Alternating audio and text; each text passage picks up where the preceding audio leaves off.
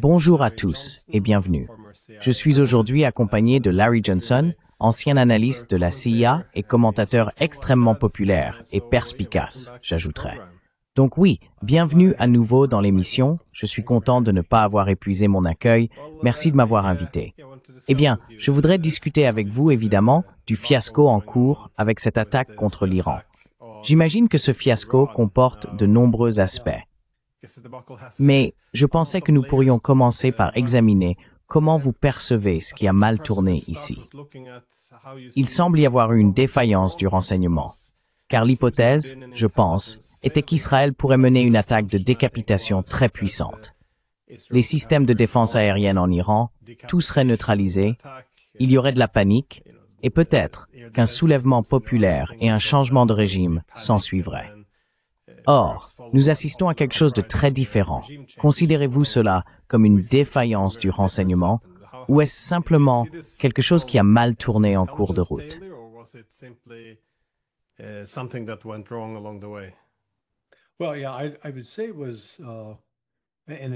Eh bien, oui.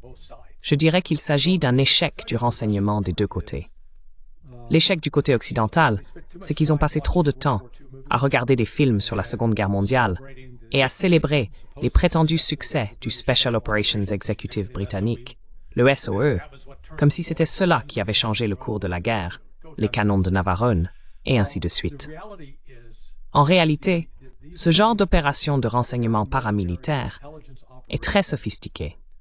Mais cette opération particulière avait été planifiée. Sa préparation a commencé lorsque Joe Biden était président. Cela signifie donc que la CIA et le MI6 britannique travaillaient avec le Mossad.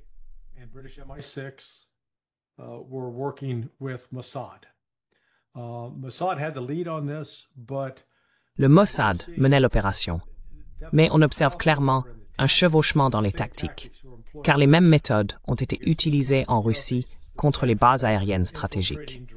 Infiltration de drones, lancement des drones depuis des plateformes mobiles, c'est-à-dire des camions, puis utilisation de ces drones pour atteindre des cibles spécifiques. Cela a également été coordonné avec Elon Musk, car Starlink est devenu actif le 13 juin, et il semble bien que le système Starlink ait servi à transmettre des renseignements à ces drones afin qu'ils sachent qui cibler. Donc, encore une fois, tout cela a été planifié, mais sur la base de cette hypothèse mythique, je dirais même mythologique. L'hypothèse, c'est qu'il suffit de tuer le numéro 1 ou les 10 premiers, de tous les éliminer.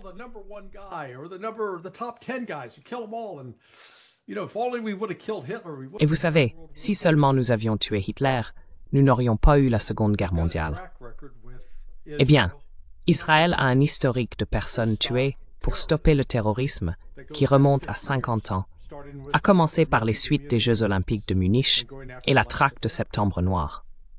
Ils ont tué, je ne me souviens plus combien de dirigeants du Hamas, en commençant par le Cheikh Yassine, il y a plus de 20 ans, un vieil homme en fauteuil roulant. Vous voyez, c'est une grande menace. Donc, cette idée de stratégie de décapitation a un certain glamour hollywoodien, mais en termes d'effets pratiques réels, cela ne détruit pas ces organisations. Même si les Israéliens se sont encore convaincus eux-mêmes. Oh, nous avons tué Nasrallah, Hezbollah, plus de menaces.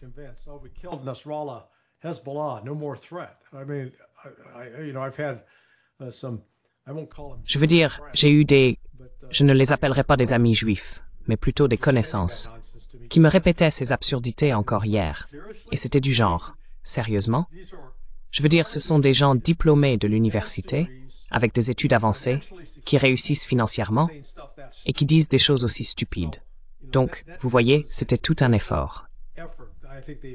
Je pense qu'ils s'attendaient vraiment à ce que cela déstabilise le régime iranien et pousse le peuple à se soulever, l'armée à s'effondrer. Et cela a été accompagné d'une cyberattaque massive. Ce n'était pas seulement Israël. Je n'ai pas d'informations concrètes pour l'étayer, mais je crois que le cybercommandement militaire américain était impliqué dans cette opération, et c'était conçu pour ouvrir la voie. L'idée était que cela désactiverait le système de défense antimissile iranien pendant 4 ou 5 jours, peut-être une semaine.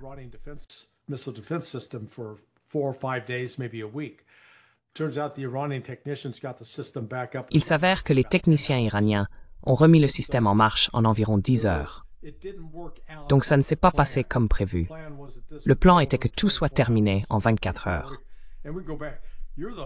Vous savez, et on revient en arrière, vous êtes l'historien. Vous pouvez parcourir l'histoire et recenser le nombre de guerres où les dirigeants disaient « Oui, bon, ça sera fini en 24 heures. On en aura pour une semaine. » Et puis 6-7 ans plus tard, « Oui, tenez, George W. Bush, mission accomplie en Irak. » Ça ne s'est pas vraiment passé comme ça. Maintenant, du côté iranien aussi, ce que cette opération a révélé, c'est que l'Iran n'est pas l'État autoritaire qu'on nous avait présenté. En d'autres termes, il y a des centaines d'agents du Mossad qui circulent en Iran, identifiant les emplacements des scientifiques, ainsi que des officiers militaires, construisant des drones, infiltrant des drones sur le territoire.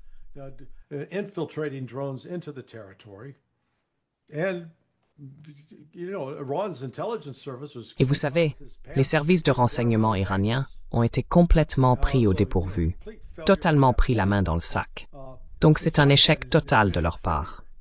Malgré cet échec initial, ils ont réussi à se ressaisir assez rapidement et à réaliser « Hé les gars, en fait, on est vraiment dans une lutte à mort ici. » Ce à quoi l'Occident ne s'attendait pas, et ce dont les Iraniens se réjouissent sans doute, c'est que même certains groupes d'opposition, les groupes politiques d'opposition en Iran qui étaient contre la direction, disent maintenant, vous savez quoi, on est avec vous.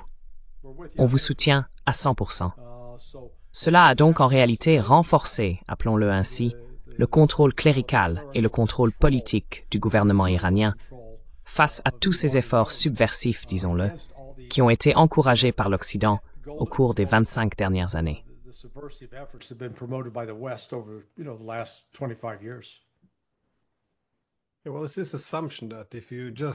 Eh bien, c'est cette idée selon laquelle il suffirait de mettre le régime sur la défensive pour qu'il y ait soudainement un soulèvement spontané.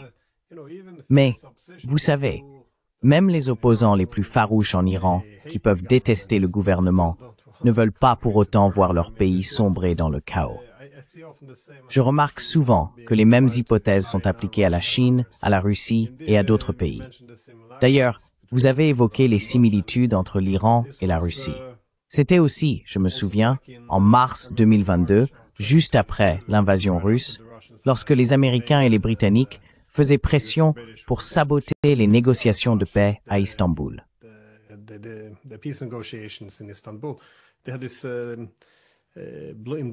Dans Bloomberg, ils avaient publié un article, des interviews qu'ils avaient réalisées avec les chefs militaires britanniques et américains, et ils en avaient conclu que la seule option acceptable, désormais, était un changement de régime.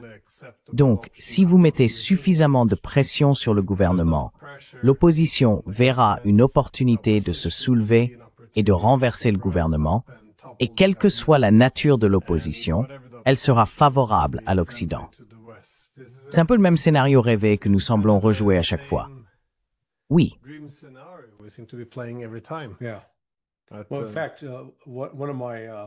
En fait, lorsque je suis entré à la CIA, je faisais partie de ce qu'on appelait un programme de formation de carrière. J'avais 52 autres camarades de promotion. L'un d'eux, un bon ami, était officier des opérations.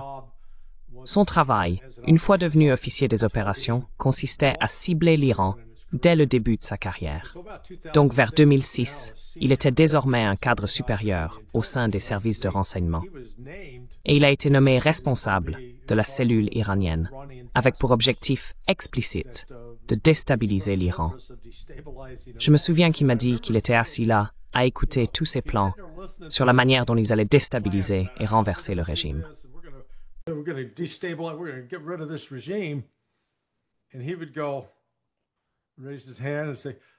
Et il allait, levait la main et disait « Et après, qu'est-ce qui se passe ?» Et la réponse était « Oh, eh bien, ça s'arrangera tout seul. » Il faut reconnaître à la CIA une certaine constance, car c'était aussi la réponse concernant Saddam Hussein. « Oh, vous savez, si on s'en débarrasse, ça s'arrangera tout seul. » Ils n'ont jamais eu raison. Et mon ami a son crédit. Une fois qu'il a compris à quel point tout cela était mal ficelé, Il a dit, tu sais quoi, je vais accepter une rétrogradation. Et il a pris un autre poste, moins bien payé. Mais au moins, il pouvait dormir tranquille, en sachant qu'il ne risquait pas de déclencher une guerre inutile, sans aucune planification pour la suite.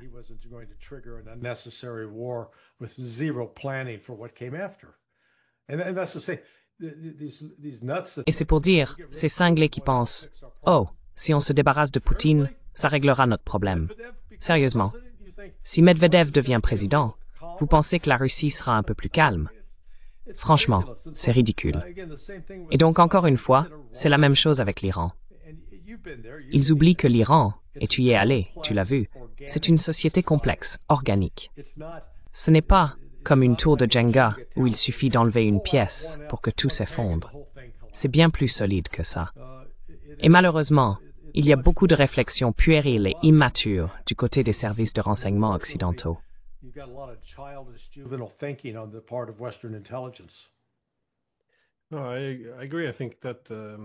Je suis d'accord. Je pense que la façon dont l'Iran est présenté, à tort, selon moi, en Occident, repose sur cette idée qu'il s'agit d'un régime tellement autoritaire qu'il n'y a aucune place pour le changement. Mais les petites choses que l'on observe là-bas, qui ne peuvent pas vraiment être expliquées, et que par conséquent, nous ne montrons pas dans les médias, sont par exemple la manière dont les femmes doivent se couvrir. C'est en quelque sorte le symbole que nous utilisons pour illustrer à quel point l'Iran est autoritaire. Mais quand on s'y rend, il existe effectivement des lois obligeant les femmes à se couvrir les cheveux, mais elles ne sont pas appliquées. Ainsi, si vous vous promenez à Téhéran et dans les marchés le soir, vous verrez qu'environ 30% des femmes choisissent de ne pas porter le voile, se baladant en jeans et en t-shirt.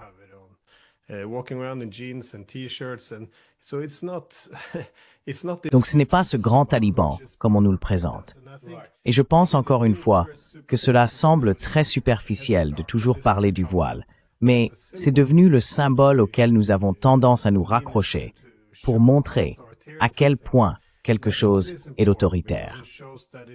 Et je pense que c'est important parce que cela montre que si une société est capable de se réformer, évidemment, c'est quelque chose qui vient de la base, quelque chose que le public voulait et que le gouvernement dit essentiellement « Oui, bon, ça ne vaut pas la peine de trop s'opposer à cela, donc nous acceptons certaines réformes. » Je pense que c'est important, mais nous devons contrôler le récit.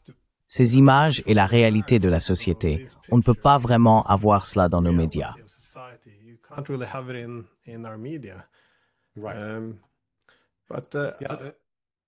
J'allais justement dire que j'ai entendu la même chose de Max Blumenthal. Il était là avec toi aussi quand tu étais en Iran. Max a parlé d'avoir vu des couples iraniens, de jeunes couples, être ouvertement affectueux en public. Donc encore une fois, tu as raison. Cela fait exploser le récit. L'Occident pousse un récit sur l'Iran comme étant un État terroriste, ce qu'il n'est pas. Je veux dire, si on prend la définition du terrorisme, et j'utilise celle de Bibi Netanyahou, qu'il a donnée à William F. Buckley vers 1997, l'utilisation de la violence contre des civils à des fins politiques, eh bien selon cette définition, le plus grand État terroriste, c'est Israël, pas l'Iran. L'Iran n'a pas utilisé la violence contre des civils depuis très longtemps.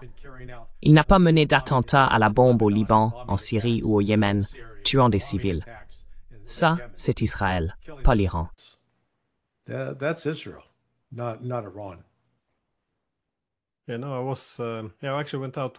Je suis en fait allé dîner là-bas avec Max Blumenthal et sa femme. Il avait même emmené sa fille de 5 ans en Iran. Je me suis senti assez en sécurité. J'ai vu la même chose. De jeunes couples étaient plus intimes dans la rue que ce à quoi on pourrait s'attendre dans un soi-disant État islamique fasciste totalitaire. C'est une fausse représentation. Mais j'imagine qu'en plus de l'échec du renseignement, une autre grande révélation de ces derniers jours a été Trump lui-même. Encore une fois, il a été élu aux États-Unis en grande partie sur une plateforme de paix. Pas seulement la paix avec les Russes, mais il était contre toutes ces guerres sans fin. Il a gagné en crédibilité en critiquant la guerre en Irak. Donc il est apparu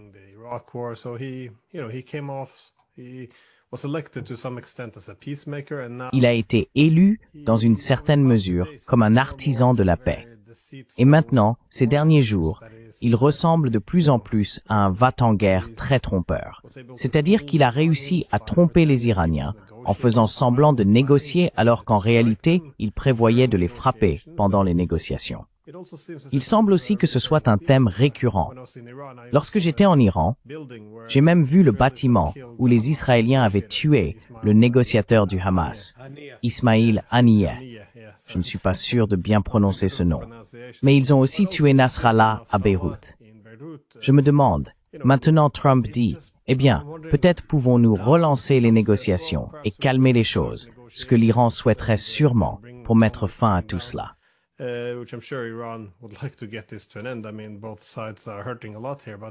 Je veux dire, les deux camps souffrent beaucoup ici. Mais dans quelle mesure peut-on encore faire confiance à cette situation? À chaque fois qu'il y a une négociation, on a l'impression qu'il y a déjà une volonté de trahir l'autre partie. Puisque tu as évoqué la comparaison entre l'Iran et la Russie, lorsqu'ils se sont mis d'accord sur le gouvernement d'unité à Kiev en 2014, cela a été trahi en moins de 24 heures par les puissances occidentales. Les accords de Minsk ont également été sapés par les Américains et les Britanniques pendant 7 ans. Et puis l'accord ou les négociations de paix d'Istanbul ont aussi été sabotées. Je pense qu'il va être très difficile de refaire confiance à l'autre camp un jour.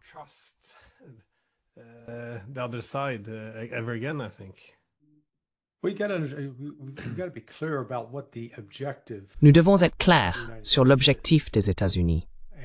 Et je pense qu'il y a eu une erreur, comme avec l'Iran. L'erreur a été de croire que les États-Unis étaient sérieux à propos de la négociation d'un accord avec l'Iran pour que l'Iran ne produise pas d'armes nucléaires. Parce que, vous savez, Trump dit qu'ils ne peuvent pas avoir l'arme nucléaire. Eh bien, ils en ont pas. Donc les accuser, c'est comme, je doute que tu possèdes une Lamborghini, non? Tu sais, une voiture de sport, c'est une automobile à 250 000, 300 000 dollars. Je peux rester ici et dire, Glenn, je vais pas te laisser avoir une Lamborghini. Et tu vas répondre, oui, c'est exactement ma situation en ce moment.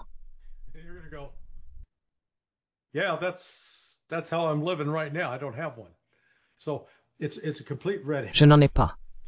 Donc c'est totalement un faux fuyant. Parce que cette question de l'enrichissement de l'uranium nucléaire et de la fabrication d'une bombe, tout cela vient tout droit du manuel de Saddam Hussein, remontant à 2002. Nous ne pouvons pas le laisser faire, il a des armes de destruction massive, et nous ne pouvons pas le laisser les avoir. Et nous devons l'arrêter, parce qu'il représente une menace pour l'Occident. C'est exactement ce qui se disait à l'époque. Et nous savons maintenant que c'était un ramassis complet d'âneries pour rester poli sur la nature de ces absurdités. Donc ils utilisent cela aujourd'hui pour justifier la logique derrière toute cette politique, alors qu'en réalité, la politique vise le changement de régime.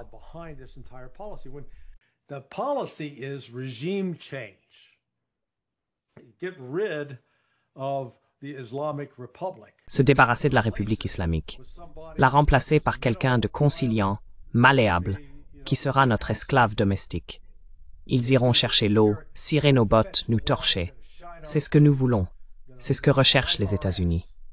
Et encore une fois, cette idée que, oh, nous négocions de bonne foi, ce n'est qu'une mascarade.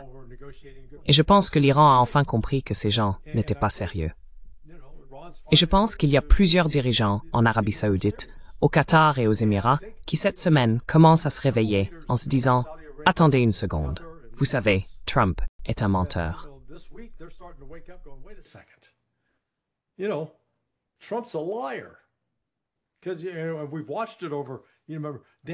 Parce qu'on l'a vu encore et encore. Souviens-toi, dès le premier jour où Israël a lancé l'attaque, Trump était presque euphorique.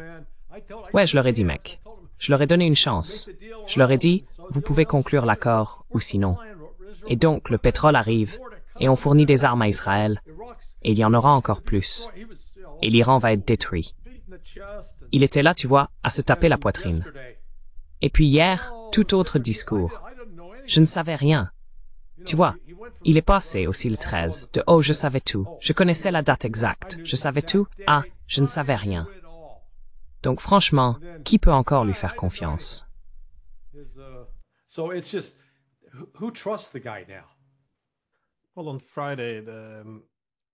Eh bien, vendredi, les Israéliens ont porté un coup très dévastateur aux Iraniens. Et je n'étais pas non plus certain de la mesure dans laquelle cela allait les submerger. Je pense que c'est à ce moment-là que Trump est intervenu, voulant participer à la célébration de la victoire et s'attribuer le mérite d'avoir fait tomber le régime iranien. Puis bien sûr, l'Iran s'est renforcé et s'est réorganisé. Non seulement les défenses aériennes, mais aussi les commandants militaires qui avaient été tués par Israël. Ils se sont réorganisés, ont mis de nouveaux hommes en place, et puis lorsque les représailles ont commencé à arriver, évidemment, Trump a changé de discours. Il ne veut pas s'attribuer les échecs. J'ai d'ailleurs remarqué qu'il s'est vanté d'avoir dit à Israël qu'il n'avait pas le droit de tuer les hauts dirigeants. Honnêtement, j'ai du mal à croire tout ce qu'il dit désormais.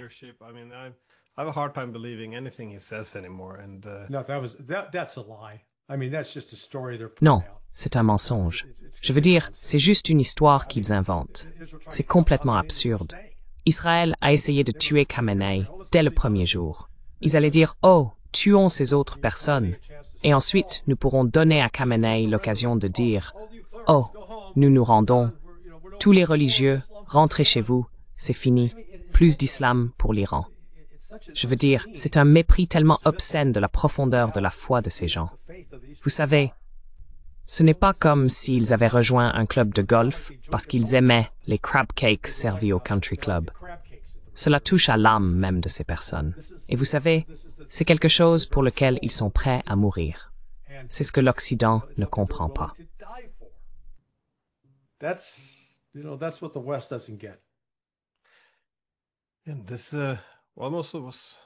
J'ai également été assez choqué par l'ampleur que prennent les choses aujourd'hui.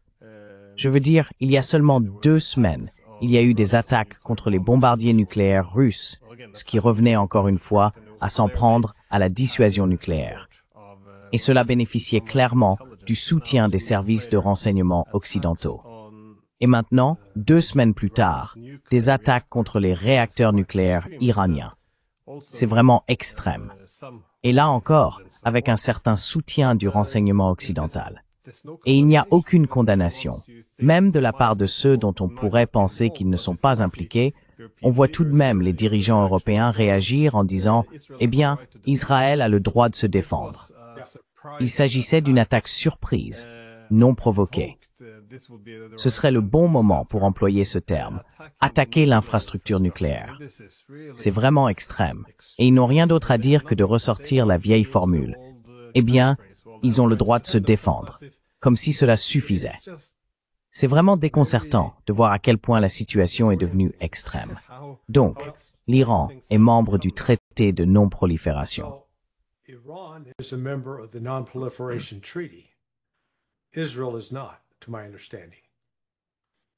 À ma connaissance, ce n'est pas le cas d'Israël. L'Iran autorise les inspecteurs de l'AIEA à accéder aux réacteurs nucléaires iraniens. Israël ne le fait pas. Et pourtant, on continue de propager le mensonge selon lequel c'est l'Iran qui construit une arme nucléaire, alors qu'en réalité c'est Israël qui en possède une, qu'il a obtenue en volant l'uranium ou le plutonium utilisé pour construire la première bombe. Ils l'ont volé aux États-Unis.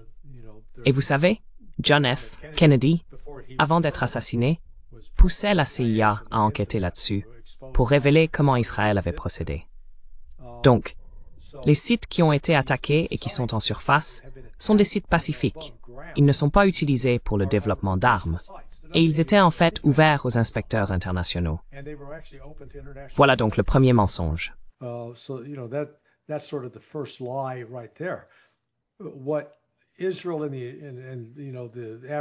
Ce que ni Israël, ni le citoyen moyen en Israël et aux États-Unis ne comprennent, c'est qu'il y a plus de 20 ans, l'Iran a commencé à enterrer ses laboratoires et installations les plus sensibles sous terre, très profondément, afin qu'ils ne puissent pas être attaqués par des armes conventionnelles et qu'ils soient même en partie résistants à une arme nucléaire.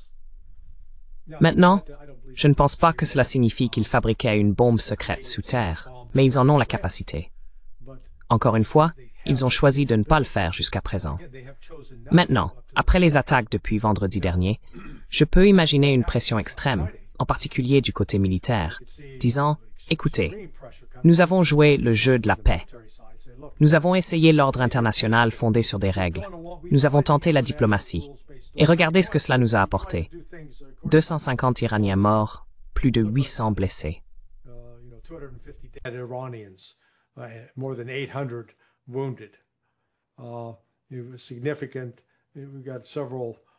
Nous avons plusieurs infrastructures importantes détruites. Donc oui, je comprends leur argument. Il faut reconstruire. Si nous avons une arme nucléaire, regardez, on ne voit pas l'Occident faire ça à Kim Jong-un. Il laisse les Nord-Coréens tranquilles. Donc si nous obtenons une arme nucléaire, ils nous laisseront tranquilles. Parce que c'est tout ce que l'Iran veut, principalement. Mais ils veulent aussi, à leur crédit, qu'Israël cesse d'infliger un génocide aux Palestiniens. Oui, mais l'obsession de l'Occident pour l'Iran ne se limite pas à l'Iran, car l'Iran n'est qu'une étape vers la Russie. Et c'est une étape. Il faut vaincre la Russie, parce qu'en fin de compte, le grand objectif, c'est de vaincre la Chine. Donc l'Occident essaie de les éliminer un par un. Alors toutes ces histoires du genre « Oh, l'Iran est un sponsor du terrorisme. Oh, l'Iran construit une arme nucléaire », ce ne sont que des diversions. Le changement de régime, voilà le véritable objectif.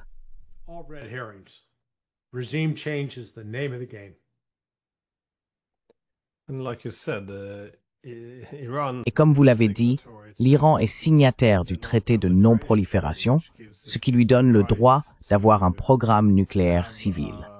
C'est pour cela que la situation est si étrange, car toute cette pression exercée sur les Iraniens pour négocier repose sur l'idée qu'ils doivent respecter le traité de non-prolifération, ce qui signifie qu'ils n'ont pas le droit de développer une arme nucléaire, mais peuvent avoir un programme nucléaire civil.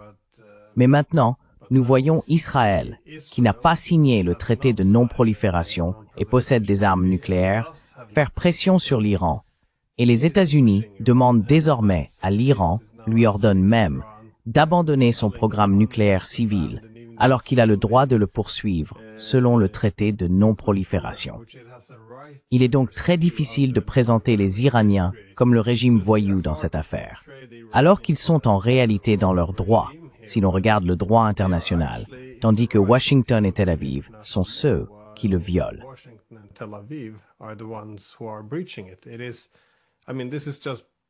Je veux dire, c'est noir sur blanc. On ne peut vraiment pas contester cela. Mais je voudrais demander, voyez-vous une issue, si la guerre prend fin maintenant? Encore une fois, ça n'a pas fonctionné. Nous avons un cessez-le-feu, vers où les négociations pourraient-elles aller à partir de là? Je veux dire, si l'on met de côté la question de la confiance qui est brisée, peut-on revenir aux inspections de l'AIEA?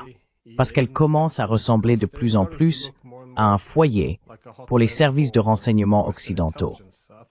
Je pensais déjà qu'ils agissaient de manière assez douteuse en Ukraine, avec leurs commentaires sur la centrale nucléaire de Zaporizhia. Mais il semble qu'ils aient transmis beaucoup d'informations aux Israéliens, essentiellement des données de ciblage. Et, bien sûr, les noms de scientifiques iraniens qui sont maintenant assassinés.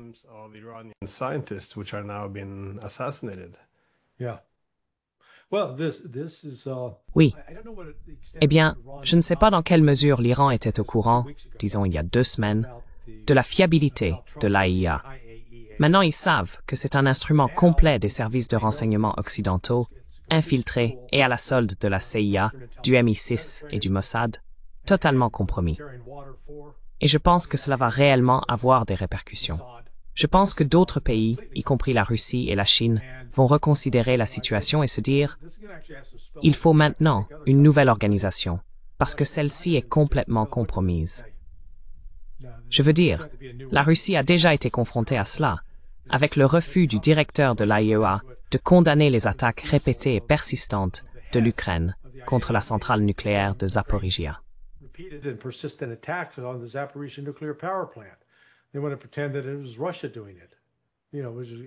Ils veulent faire croire que c'était la Russie qui en était responsable, ce qui est un mensonge total. Bombarder leur propre centrale nucléaire, pas les 3 autres sous contrôle ukrainien, mais celles qu'ils contrôlent eux-mêmes. C'est ce qu'ils n'ont cessé de répéter. Donc, le fait que cela soit discrédité de cette manière signifie que cela va créer plus de tensions, car il y aura désormais moins d'informations et moins de partage d'informations à l'avenir. Avec les États-Unis qui déplacent des ravitailleurs, des avions ravitailleurs, des supertankers, vers l'Europe et le Moyen-Orient au cours des dernières 24 heures, je pense qu'il y a une forte probabilité que les États-Unis s'impliquent réellement dans une attaque contre l'Irak ou l'Iran. Ils déploient également le Nimitz et d'autres porte-avions dans la région, au moins dans la mer d'Arabie. Donc la situation est pleine de dangers. Et je pense qu'Avermav on dit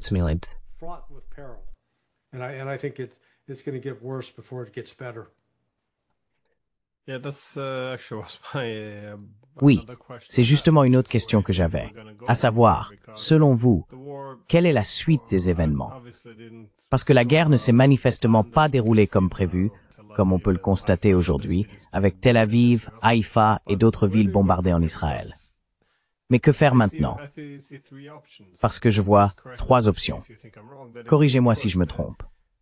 La première serait bien sûr de se retirer, de dire, eh bien, allons vers un cessez-le-feu, mettons fin à la guerre, et faisons comme si rien ne s'était passé. Mais là encore, pour Israël, ce sera très difficile, je pense, car tout leur pouvoir de dissuasion est en jeu.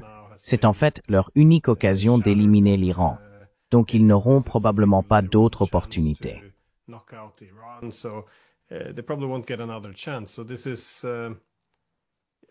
Je ne pense pas qu'Israël soit encore prêt à accepter un cessez-le-feu. La deuxième option, comme vous l'avez dit, serait que les États-Unis interviennent, parce qu'Israël commence à rencontrer des difficultés. On constate que ses défenses aériennes sont particulièrement affaiblies, et cela, bien sûr, signifierait une guerre plus large. Ou bien, la troisième option serait qu'Israël utilise une arme nucléaire ou quelque chose de similaire pour parvenir à une véritable décapitation de Téhéran. Quelles autres options sont possibles ici? Parce que je n'en vois vraiment aucune. Je ne vois pas Israël vaincre les Iraniens seul avec des capacités conventionnelles. Et je ne les vois pas non plus prêts à accepter l'humiliation de faire marche arrière sur toute cette affaire.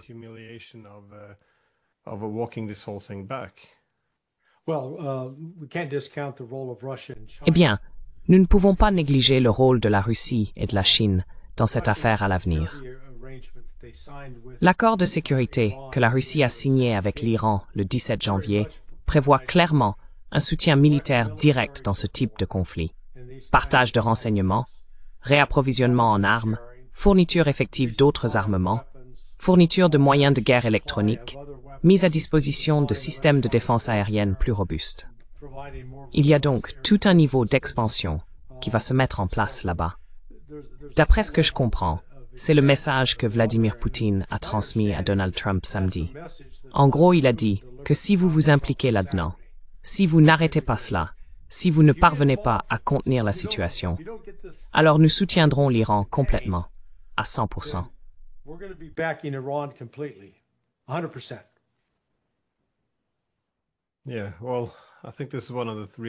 Oui. Eh bien, je pense que c'est l'une des raisons pour lesquelles les Américains cherchaient à établir un contact. Ou du moins, Trump cherchait à établir un contact avec Poutine pour s'assurer qu'il pourrait arranger les choses et que la Russie ne voudrait pas fâcher les États-Unis en prenant le parti de l'Iran. Mais c'est pour cela que seulement 2 semaines après l'attaque contre la dissuasion nucléaire de la Russie, je ne pense pas qu'il y aura de la confiance ou de la bonne volonté venant de Moscou de sitôt. Eh bien, as-tu remarqué?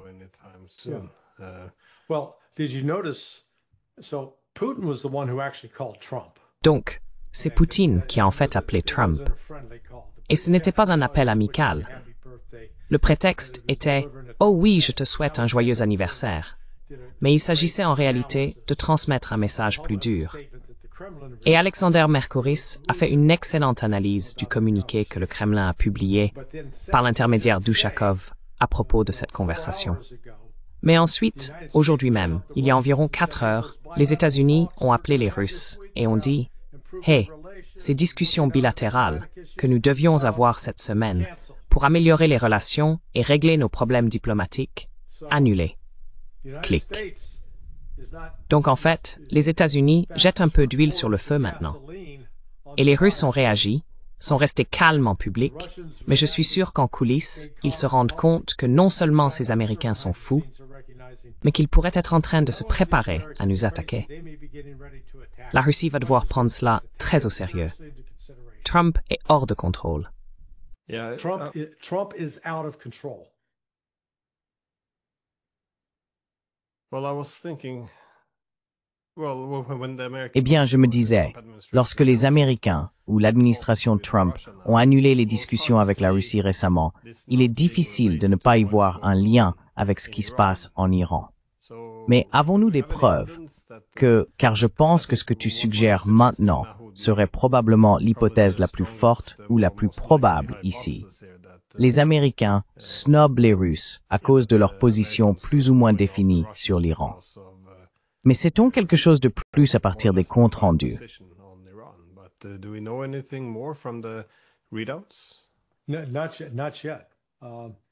Pas encore. Pas encore. Je viens de le dire, ça vient juste d'arriver. C'était une alerte info. Maria Zakharova est sortie et elle a annoncé « Hey, les discussions que vous deviez avoir cette semaine, elles ont été annulées. » Les États-Unis ont appelé et les ont annulées unilatéralement. Donc vous savez, il y a eu beaucoup d'espoir que tout ce processus, que les États-Unis et la Russie allaient se rapprocher. Vous savez, j'ai toujours soutenu que les États-Unis ne sont pas dignes de confiance. Ça me fait mal de dire ça à propos de mon propre pays, mais vous savez, on est comme un alcoolique ou un drogué en pleine crise. Nous sommes hors de contrôle et nous sommes constamment impliqués dans une sorte de révolution de couleur ou d'aventure à l'étranger. On ne peut pas s'en empêcher.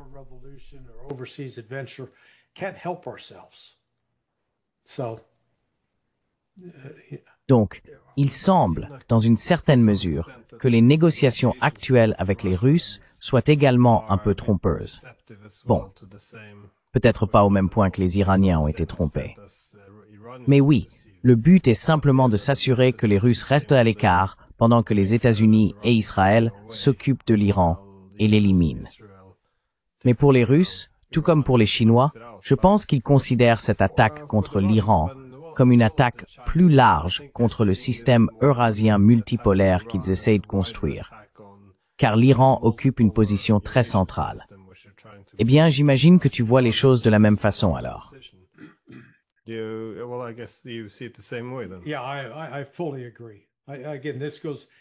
Oui, je suis tout à fait d'accord. Encore une fois, il ne s'agit pas d'empêcher l'Iran d'obtenir l'arme nucléaire. Il s'agit de changement de régime et de détruire les BRICS.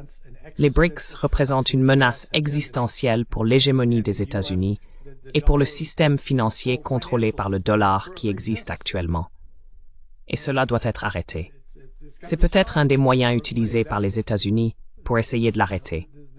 Mais, vous savez, les États-Unis ont un problème de dette de 7 000 milliards de dollars à venir, ou est-ce 9 000 milliards, à refinancer.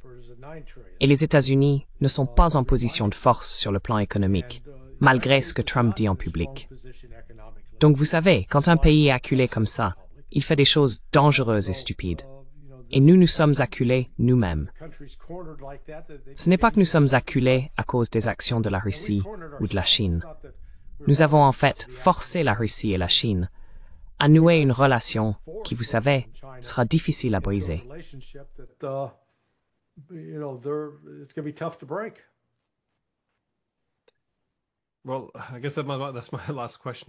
Eh bien, je suppose que c'est ma dernière question. Voyez-vous une escalade impliquant d'autres acteurs? Vous avez mentionné les États-Unis, avec ces nouveaux avions qui atterrissent déjà en Europe, et il semble qu'ils se préparent au moins à une certaine implication là-bas. Je suppose que les Israéliens s'inquiètent du fait que leur défense aérienne ne semble plus très efficace. On dirait que de plus en plus de missiles iraniens parviennent à passer. Donc, encore une fois, les Américains pourraient être là pour aider à intercepter, ou ils pourraient aussi s'engager à cibler l'Iran. Mais, donc, si les États-Unis s'impliquent, et j'ai vu certains rapports que je ne peux pas garantir, mais qui semblent crédibles, selon lesquels les Russes et les Chinois fournissent l'Iran, l'aidant à reconstituer ses munitions et ses missiles pour se défendre. Voyez-vous une voie possible menant à une situation où les autres grandes puissances seraient entraînées dans une guerre directe, encore une fois, avec l'Iran?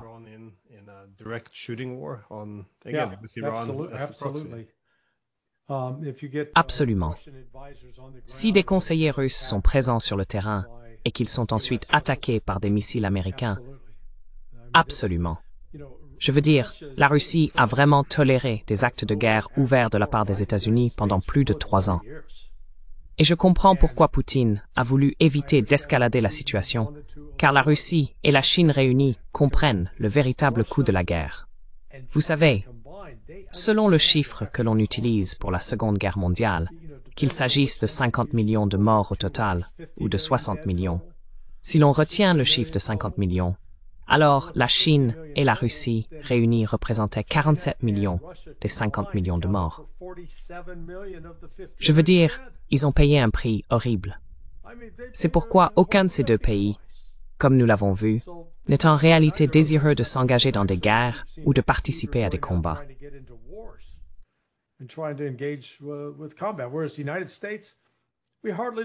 Alors que les États-Unis, nous avons à peine perdu de monde pendant la Seconde Guerre mondiale. Je crois que notre nombre total de morts au combat s'élève à environ 290 000 pour les théâtres du Pacifique et de l'Europe réunis. Je veux dire bon sang, c'est seulement un tiers de ce que la Russie a perdu lors de la seule bataille de Stalingrad. Donc vous voyez, pour les États-Unis, la guerre est en réalité une entreprise rentable. Les entreprises s'enrichissent, les membres du Congrès s'enrichissent, ils en tirent profit. Donc oui, je pense que la situation va s'aggraver parce que les États-Unis ne se sont pas posés pour réellement évaluer le risque. Ils ne mesurent pas le véritable prix que les États-Unis pourraient avoir à payer si cela tourne mal.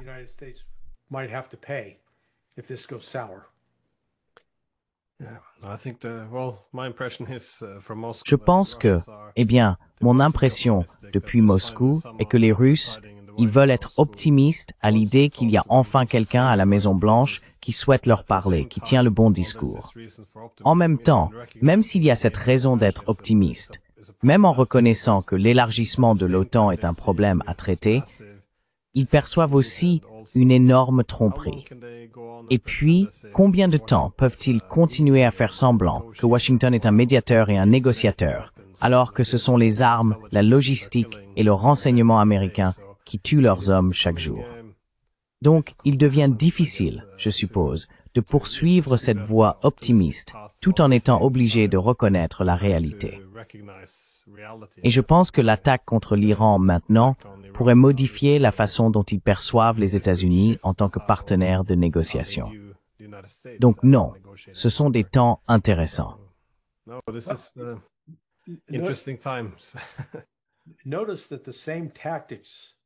Remarquez que les mêmes tactiques, des tactiques similaires, ont été utilisées en utilisant le prétexte des pourparlers de paix, des discussions sur un cessez-le-feu. Cela a été utilisé avec Nasrallah. Vous savez, Nasrallah, lors de cette réunion où il a été tué, il rencontrait d'autres hauts responsables du Hezbollah pour discuter des conditions à accepter pour un cessez-le-feu avec Israël et pour trouver une solution pacifique. Et ils ont utilisé cela pour le tuer. Et je dirais que là encore, c'est pour parler de paix. Ces discussions visant à mettre fin à un programme d'armes nucléaires qui n'existe pas en Iran n'étaient qu'un simple prétexte pour essentiellement les rassembler afin de pouvoir les éliminer, ce qui s'est produit. Mais cela n'a pas marqué la fin de l'Iran, et cela a déclenché une guerre que désormais Israël n'est pas en position de gagner, tout simplement parce qu'il lui manque la profondeur stratégique.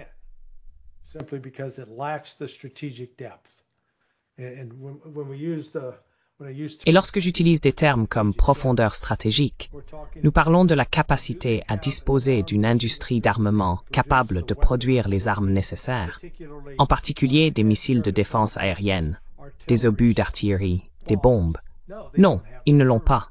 Ils dépendent entièrement de l'Occident pour cela. Ont-ils d'importantes réserves de main-d'œuvre sur lesquelles s'appuyer? Non, c'est un tout petit pays, 8 millions d'habitants.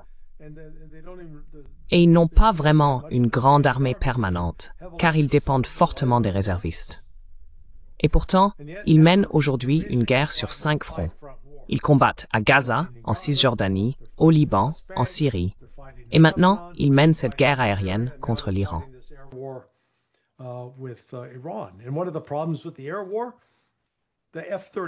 Et l'un des problèmes avec la guerre aérienne, le F-35, qui a été en quelque sorte un élément central de leur capacité d'attaque, c'est que c'est ce qu'on appelle une reine du hangar.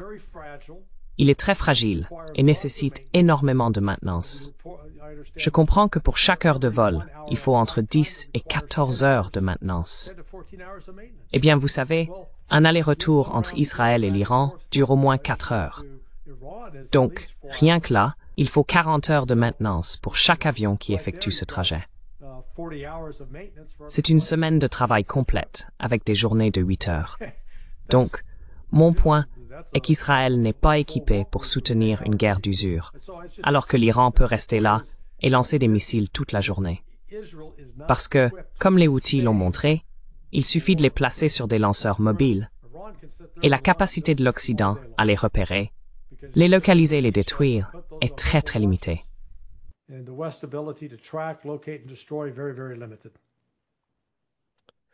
Well, Larry Johnson, thank you so much for your time and Eh bien, Larry Johnson, merci beaucoup pour votre temps. Et oui, j'espère que quelqu'un finira par retrouver la raison. Du moins à ce stade, il semble n'y avoir que 2 options. Soit demander aux Iraniens un cessez-le-feu pour mettre fin à cela, soit il faudra une escalade dramatique. Et j'espère que nous n'en arriverons pas là. Merci encore pour votre temps. Très bien, mon ami. Merci, Glenn. C'est toujours un plaisir.